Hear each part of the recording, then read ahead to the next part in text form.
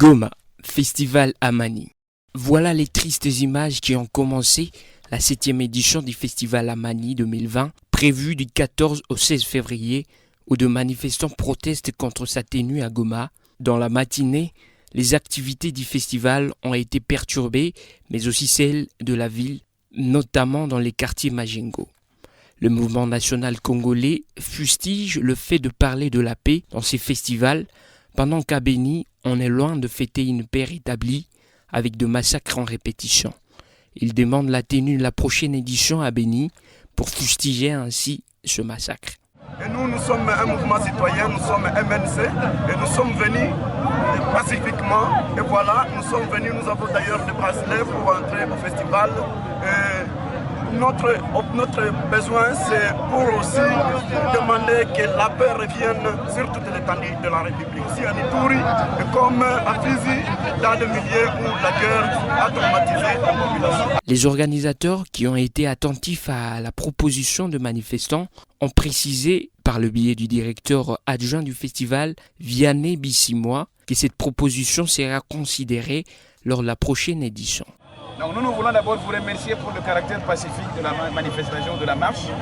C'est votre droit en tant que citoyen. Vous voulez vraiment la cause de la paix. Et comme nous disons aussi que nous voulons la même chose, nous allons travailler avec vous et avec d'autres acteurs culturels de Béni pour voir comment nous pouvons, dans la mesure du possible, faire quelque chose à Béni en termes d'activités culturelles. Comme je vous l'ai dit, nous avons besoin que les acteurs culturels de Béni entrent aussi en jeu, qu'on trouve des opportunités pour discuter et qu'on parle de ça pour pouvoir le faire. Nous allons aussi focaliser dans le festival de messages sur Béni, les artistes, les prestateurs. Il y aura des activités aussi dans la grande salle où on va discuter avec différents acteurs pour parler de la question de Béni. Notez qu'après ces échanges, les manifestants du MNC ont été accompagnés jusque dans les installations du festival pour dire non à ce qu'ils qualifient de génocide à Béni.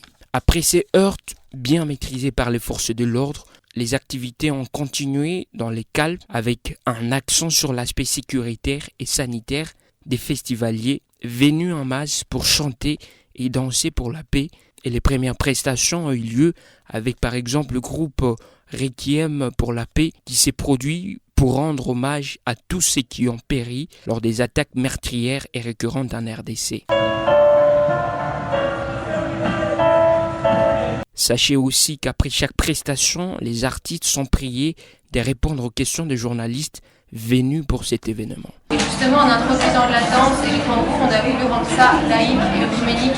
Pour la danse et le tambour pour justement ouvrir et pas rester dans la tradition catholique. Et pas seulement des artistes étrangers, car les locaux sont aussi représentés. On peut exprimer les manières à partir de la danse, dans ma chanson qui est la tradition.